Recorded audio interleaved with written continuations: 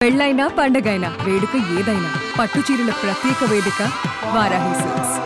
విజయవాడ నగరాన్ని గ్రేటర్ విజయవాడగా మలచాలంటే ఏం చేయాలి?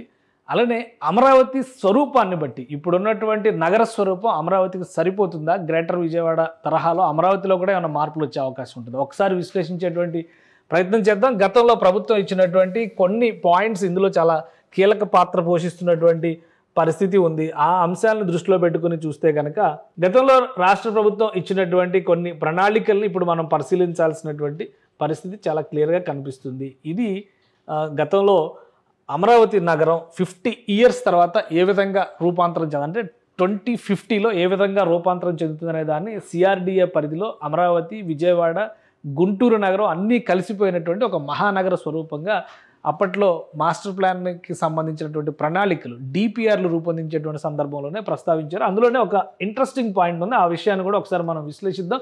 ఏ mega city within the central planning area అనేటువంటి మాటను ఇందులో మెన్షన్ చేశారు. అదేంటంటే the proposal restructures the capital region into 8 planning areas by combining the existing mandal boundaries. Figure 6.8 illustrates the planning areas in detail. The capital city along with Vijayawada and Mangalagiri are expected to grow as twin cities and later merge as mega city అని చెప్పని అప్పట్లోనే ఒక ప్రణాళికని సిద్ధం చేశారు. The mega city, the growth of the mega city is contained within the inner ring road that passes through the central planning area. So ఈ central planning area ఏదైతే core capital area అన్నారో దానికి సంబంధించినటువంటి ప్రణాళిక. అలానే various business parks and industrial clusters will serve the employment needs with in the central planning area. కాబట్టి mega city అనేటువంటి ప్రణాళిక ఇప్పుడు మళ్ళీ చర్చలోకి వచ్చింది. ఈ మెగా సిటీ ప్రణాళికని కనుక అమలు చేయాలంటే గ్రేటర్ విజయవాడ ఎందుకు కావాలి? ఎందుకంటే విజయవాడ స్వరూపాన్ని కేవలం ఒక చిన్న నగరంగా మాత్రమే చూడకుండా దీన్ని గ్రేటర్గా దీని పరిధిని విస్తరిస్తే మొత్తంగా ఇన్నర్ రింగ్ రోడ్డు పరిధిలోకి ఇది రావడానికి అవకాశం ఉంటుంది అనేటువంటి ప్రణాళికను అప్పుడు సిద్ధం చేశారు. ఆ క్రమంలోనే ఈ చర్చ ఇప్పుడు నడుస్తుంది. ఒక్కసారి పరిశీలించి చూద్దాం మనం ఈ గ్రేటర్ విజయవాడలోకి వచ్చేటువంటి ప్రదేశాలు ఏవేవి ఉండొచ్చు, ఏ ఏ ప్రాంతాలను గ్రేటర్ విజయవాడ పరిధిలోకి తీసుకురావచ్చు. గ్రేటర్ విజయవాడని ఏర్పాటు చేసేటువంటి క్రమంలో ఒక షార్ట్ లిస్టెడ్ డాక్యుమెంట్ని అధికారులు సిద్ధం చేశారు. దానికి సంబంధించినటువంటి కొంత ఇన్ఫర్మేషన్ మనకు వచ్చింది. ఆ ఇన్ఫర్మేషన్ ఈ విధంగా తయారు చేస్తే కనుక మొత్తం ఏరియా పరంగా చూస్తే 416 స్క్వేర్ కిలోమీటర్ల ఏరియాగా మారబోతుంది విజయవాడ వైశాల్యం. ప్రస్తుతం విజయవాడ పరిస్థితి 61, 62 మధ్యలో మాత్రమే ఉంటుంది. 62, 61 స్క్వేర్ కిలోమీటర్స్ పరిధిలో మాత్రమే ఉన్నటువంటి ప్రదేశం. ఇది ఏకంగా 416 స్క్వేర్ కిలోమీటర్లకు పెరిగేటువంటి అవకాశం ఉంటుంది. ఇక పాపులేషన్ సెన్సస్ ప్రకారం చూస్తే 2001 లెక్కల ప్రకారం ఇక్కడ 15,93,663 మంది జనాభా ఉన్నట్టుగా అంచనా వేస్తున్నారు. కానీ 2025 ఫిబ్రవరి నాటికి ఈ పెరుగుదల రేటు ప్రకారం చూస్తే 21,05,000 మంది ఇక్కడ నివసిస్తున్నట్టుగా అంచనా వేస్తున్నారు అధికారులు. సో ఈ నేపథ్యంలో విజయవాడ మున్సిపల్ కార్పొరేషన్ ఇందులో ఏమేమి యాడ్ అవబోతున్నాయి? First number 1 Vijayawada municipal corporation ప్రస్తుతం ఉన్నటువంటి 61.88 స్క్వేర్ కిలోమీటర్ల వైశాల్యం కలిగినటువంటి విజయవాడ నగరం ఈ గ్రేటర్ విజయవాడలో ప్రధాన భాగం కాబోతుంది. దాంతోపాటు మిగిలినటువంటి ప్రదేశాలను కూడా ఒకసారి విశ్లేషిద్దాం. ఇది పెనమలూరు మండల పరిధిలో ఉన్నటువంటి గ్రామాలు లేదా ప్రాంతాలు ఒకసారి చూద్దాం. ఇది పెనమలూరు మండలంలో పెనమలూరు గ్రామం వస్తుంది. అలానే పోరంకి ఇది తాడిగడప మున్సిపాలిటీలోకి వచ్చేటువంటి ప్రాంతం. ఇక్కడ మున్సిపాలిటీలు ఇవన్నీ కూడా ఒకసారి గమనించాల్సింది ఏంటంటే మహానగరాలలాగా చూస్తానికి అవకాశం ఉండదు. 5 కిలోమీటర్లలో ఒక చిన్న పట్టణం డెవలప్ అయినటువంటి పరిస్థితి కోస్టల్ బెల్ట్లో ఎక్కువగా ఉంటుంది. కాబట్టి తాడిగడప ఒక మున్సిపాలిటీ, అందులో ఉన్నటువంటి ప్రాంతాలు పోరంకి, తాడిగడప, అలానే పెదపులిపాక, యనమల కుదురు ఇవన్నీ కూడా తాడిగడప పరిధిలోకి వచ్చేటువంటి కానూరు, ఇవన్నీ పెనమలూరు మండల పరిధిలో ఉన్నటువంటి ప్రాంతాలు. ఇవన్నీ కూడా మెర్జ్ అయ్యేటువంటి అవకాశం ఉంటుంది ఈ గ్రేటర్ విజయవాడ అనేటువంటి కాన్సెప్ట్ని కనుక రాష్ట్ర ప్రభుత్వం ఆమోదిస్తే. అలానే రెండవ అంశంగా మనం చూడాల్సింది మరొకటి మూడవది అంటే విజయవాడ మున్సిపల్ కార్పొరేషన్ తర్వాత పెనమలూరు మండలం మొత్తంగా విలీనం అవుతుంది అనుకుంటే తర్వాత విజయవాడ రూరల్ పరిధిలో ఉన్నటువంటి ప్రాంతాలు నిడమానూరు, ఎనికేపాడు, ప్రసాదంపాడు, రామవరప్పాడు, నున్న, పాతపాడు, ఫిర్యాది, నయనవరం, అలానే Ambapuram, Jakkampudi including newly formed YSR గ్రామ పంచాయత్. వైఎస్ఆర్ గ్రామ పంచాయత్ అని ఒక పంచాయతీని ఏర్పాటు చేశారంటే దాంతో సహా జక్కంపూడి అందులో కలుస్తుంది. అలానే షబడ, వేమవరం, తాడేపల్లి ఇక్కడ విజయవాడ రూరల్ పరిధిలోకి వచ్చేటువంటి మండలాలు ఇవి పైదూరుపాడు, తర్వాత రాయన్నపాడు, గొల్లపూడి, ఇందులో న్యూలీ ఫార్మ్డ్ రామరాజ్యనగర్ గ్రామ పంచాయతీ అది కూడా ఇందులోనే కలుస్తుంది. విజయవాడ రూరల్ పరిధిలో ఉన్నటువంటి గ్రామాలు లేదా ప్రాంతాలు ఇవి. ఇక ఇబ్రహీంపట్నం పరిధిలో ఉన్నటువంటి ఇబ్రహీంపట్నం మండలం పరిధిలో ఉన్నటువంటి గుంటుపల్లి, యాలప్రోలు, కొండపల్లి, పార్ట్ ఆఫ్ కొండపల్లి. కొండపల్లి పూర్తిగా రాదు, కొంత భాగం ఇందులోకి వస్తుందని చెప్పని అంచనా వేస్తున్నారు. అంటే 3 మండలాలు కనిపిస్తున్నాయి, ఒక మున్సిపల్ కార్పొరేషన్ కనిపిస్తుంది. ఇవి కాకుండా రైట్ కొండపల్లి మున్సిపాలిటీ తర్వాత గూడూరుపాడు, మల్కాపురం ఇది కూడా కొండపల్లి మున్సిపాలిటీలో భాగం అనమాట, అది కూడా ఇందులో కలుస్తుంది.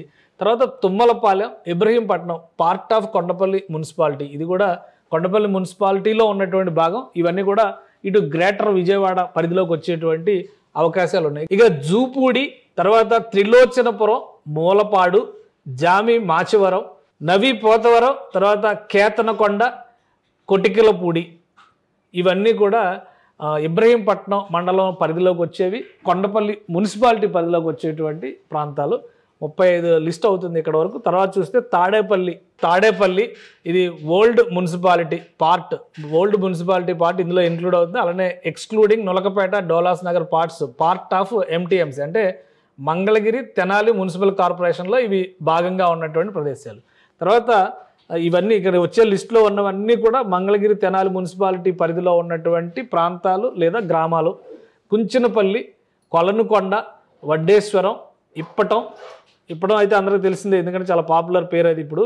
తర్వాత గుండిమేడ including hamlet village of Prathuru ఇవన్నీ కూడా తెనాలి, మంగళగిరి, తెనాలి మున్సిపల్ కార్పొరేషన్లోకి వచ్చేటువంటి ప్రాంతాలు అవన్నీ ఇందులో కలుస్తాయి. ఇక చిర్రావూరు కూడా ఇందులోనే కలుస్తుంది. చివరిది మంగళగిరి మండలం పరిధిలో ఉన్నటువంటి నోతక్కి, పెదవడ్లపూడి, ఆత్మకూరు, మంగళగిరి, చిన్నకాకాని ఇవన్నీ ప్రస్తుతం ఎంటీఎంసీ అంటే మంగళగిరి, తెనాలి కలిపి ఒక మున్సిపాలిటీగా వ్యవహరిస్తున్నారు. ఆ municipal corporation Mangalagiri, Tenali municipal కార్పొరేషన్లో ఇవన్నీ భాగమని ఇవన్నీ కూడా గ్రేటర్ విజయవాడ పరిధిలోకి వచ్చేస్తాయి. అంటే ఇవి కృష్ణానదికి యువతల పక్క ఉంటాయి, విజయవాడ నగరం అవతల పక్క ఉంటుంది. అంటే గుంటూరులో భాగస్వామ్యం అనుకుంటూ చెప్పుకుంటే కనుక విజయవాడ నగరం కృష్ణా, గుంటూరు రెండు చోట్ల కూడా విస్తరించేటువంటి అవకాశం ఉంటుంది గ్రేటర్ విజయవాడ అనేటువంటి కాన్సెప్ట్ని యాక్సెప్ట్ చేస్తే. సో ఇక ఇందులో చూస్తే కనుక 354.78 చదరపు కిలోమీటర్లు యాడ్ అవుతుంది అదనంగా విజయవాడ నగరంతో కలిపి చూసుకున్నప్పుడు.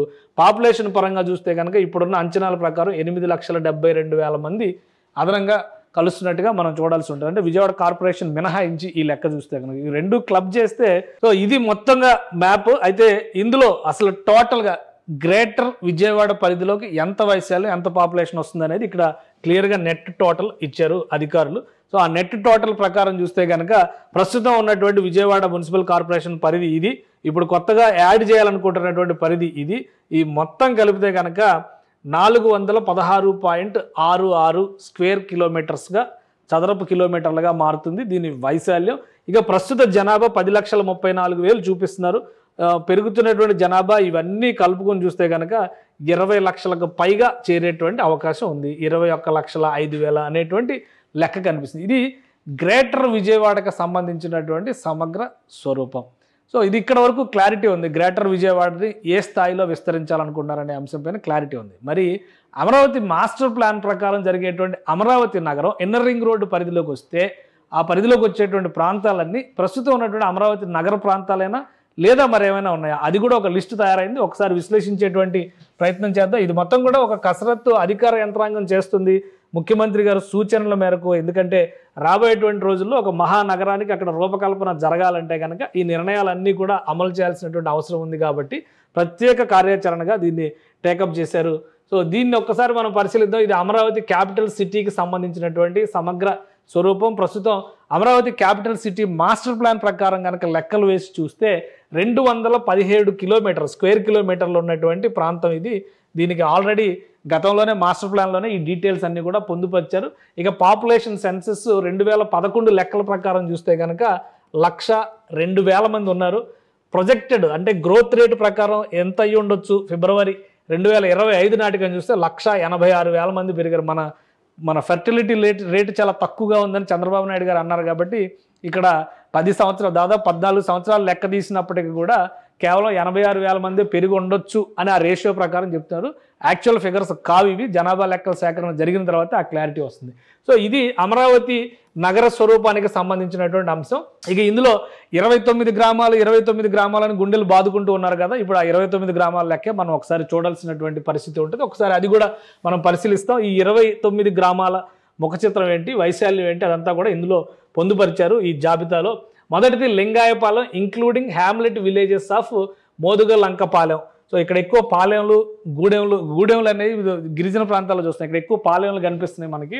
లింగాయపాలెంలో ఒక మోదుగలంకపాలెం దాన్ని కూడా కలుపుకుని ఇంక్లూడ్ చేస్తున్నారు. తర్వాత ఉద్దండరాయనపాలెం పూర్తిగా ఉంటుంది. ఇదంతా కూడా తుళ్ళూరు మండలంలోకి వచ్చేటువంటి ప్రదేశాలు. ఇవన్నీ కూడా Malkapuram, Velagapudi, Nelapadu, Sakhamuru, Ainavolu, Mandadam including hamlet village of Tallayapalem. So ఇవన్నీ కూడా కొన్ని గ్రామాల లెక్క క్లియర్గా ఇచ్చారనమాట మండలాల వారీగా. వెంకటాయపాలెం, ఈ పేర్లు ఎప్పుడు విన్నట్టు వెంకటాయపాలెం అంటే ఇప్పుడు వెంకటేశ్వర స్వామి గుడి కట్టారు అక్కడ.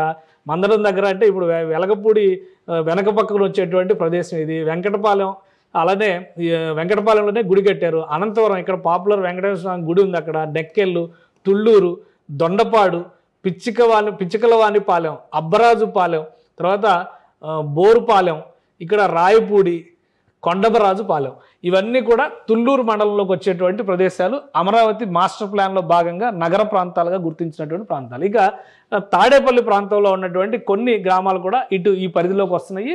అవి ఉండవల్లి, పెనుమాక, తాడేపల్లి మున్సిపాలిటీలో నొలకపేట, డోలాస్ నగర్ అనేటువంటి ప్రదేశాలు కూడా ఈ జాబితాలోకి వస్తున్నాయి. అలానే మంగళగిరి మండలం పరిధిలో ఉన్నటువంటివి చూస్తే కనుక Krishnayapalem, Nidamarru, Kuragallu including hamlet villages of Neerukonda కూడా ఇందులో కలుస్తుంది. తర్వాత Navaluru including hamlet villages of Errabalem and Bethapudi, ఇవి కూడా కలుస్తున్నాయి. సో ఇది ప్రస్తుతం కోర్ అమరావతి మాస్టర్ ప్లాన్లో చెప్పినటువంటి ప్రాంతాల జాబితా. అవన్నీ కూడా ఇన్నర్ రింగ్ రోడ్డు పరిధిలోకి వస్తాయి.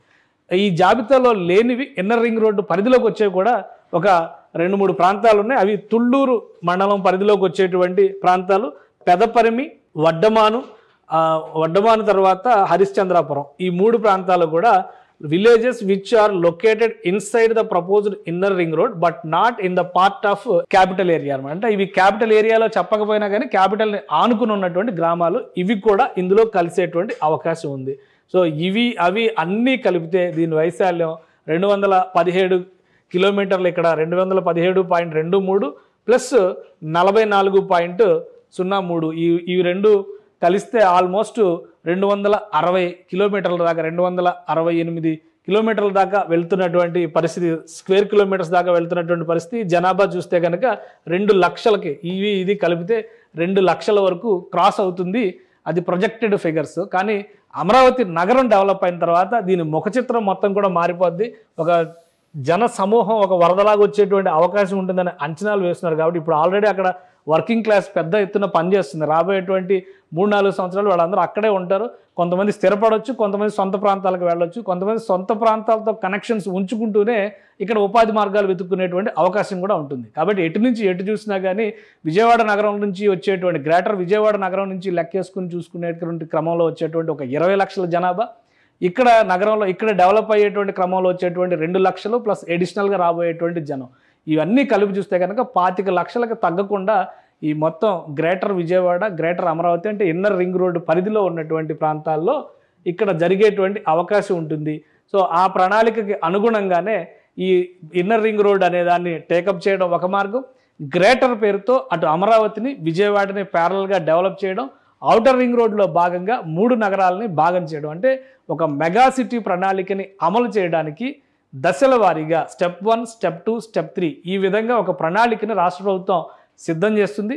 ఇన్నర్ రింగ్ రోడ్డు ప్రణాళిక ఖచ్చితంగా టేకప్ చేస్తారు.